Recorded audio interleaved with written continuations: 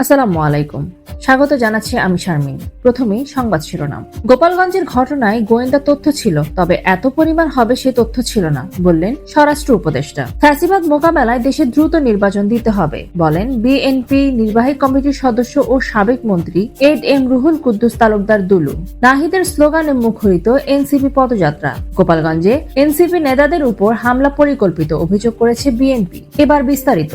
গোপালগঞ্জের পরিস্থিতি এখন মোটামুটি স্বাভাবিক বলে জানিয়েছেন স্বরাষ্ট্র উপদেষ্টা lieutenant general of Mohammad Jahangir Alam Chowdhury. গোপালগঞ্জে গতকাল বুধবার যে ঘটনা ঘটেছে সে সম্পর্কে গোয়েন্দা তথ্য ছিল কিনা এই সংক্রান্ত এক প্রশ্নের জবাবে স্বরাষ্ট্র উপদেষ্টা বলেন, গোয়েন্দা তথ্য ছিল, তবে এত পরিমাণ হবে ওই তথ্য হয়তো ছিল না। আজ বৃহস্পতিবার সচিবালয়ে সাংবাদিকদের বিভিন্ন প্রশ্নের জবাবে স্বরাষ্ট্র উপদেষ্টা এই কথা বলেন। তিনি বলেন, যারা অন্যায় করেছে তারা গ্রেফতার হবে, কাউকে তো ছাড় দেওয়ার প্রশ্নই আসে না। সবাইকে ঐক্যবদ্ধ হয়ে ফ্যাসিবাদকে মোকাবেলা করতে হবে, যাতে ফ্যাসিবাদ আবার মাথা চাড়া দিয়ে উঠতে না পারে। যত দ্রুত সম্ভব দেশে নির্বাচনের ব্যবস্থা করতে হবে, তাহলে ফ্যাসিবাদীরা সেই সুযোগ পাবে না। গত 50 বছরে শহীদ প্রেসিডেন্ট জিয়াউর রহমানকে নিয়ে কেউ কথা বলেনি, যাকে নিয়ে ফ্যাসিস্ট হাসিনাও কোনো কটূক্তি করার সাহস করেননি, যিনি সারা জীবন দেশের মানুষের কল্যাণে কাজ করে গেছেন, দেশের মানুষকে ঐক্যবদ্ধ করতে স্বাধীনতার ঘোষণা দিয়েছেন।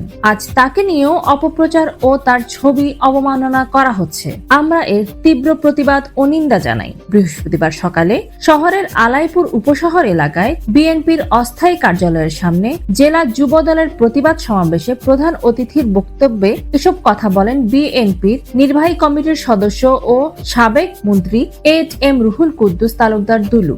জাতীয় নাগরিক পার্টির আহ্বায়ক নাহিদ ইসলামের স্লোগানে ফরিদপুর মুখরিত হয়ে উঠেছে জুলাই পদযাত্রায়। বৃহস্পতিবার 17 জুলাই দুপুর 2:30টার দিকে ফরিদপুর সার্কিট হাউস থেকে মিছিলটি শুরু হয়। মিছিলে হাজারো নেতাকর্মী অংশ নেন। পরে মিছিলটি শহরের মুজিব সড়ক দিয়ে জনতা ব্যাংকের মোড়ে পদযাত্রা মঞ্চে গিয়ে শেষ হয়। মিছিলে নাহিদ নিজে স্লোগান দেন। এ সময় স্লোগানে মুখরিত হয়ে ওঠে পুরো সড়ক। এর আগে দুপুর 1:30টার দিকে কড়া নিরাপত্তার মধ্য দিয়ে ফরিদপুর সার্কিট হাউসে পৌঁছায় এনসিপির কেন্দ্রীয় নেতাদের বহনকারী গাড়িবহর। সেখানে দুপুরে খাওয়া দাওয়া শেষে মিছিল সহকারে মঞ্চে ওঠেন তারা। পতিত শেখ হাসিনার সমর্থকরা গণতান্ত্রিক প্রক্রিয়াকে উদ্দেশ্য প্রণোদিতভাবে ধ্বংস করার লক্ষ্যে পরিকল্পিতভাবে জাতীয় নাগরিক পার্টির নেতাদের উপরে হামলা চালিয়েছে বলে অভিযোগ করেছে বিএনপি। বুধবার রাতে দলটির জাতীয় স্থায়ী কমিটির সভায় এই অভিযোগ করা হয়। এতে সভাপতিত্ব করেন বিএনপির ভারপ্রাপ্ত চেয়ারম্যান তারেক রহমান। বৃহস্পতিবার 17 জুলাই এক বিবৃতিতে তিনি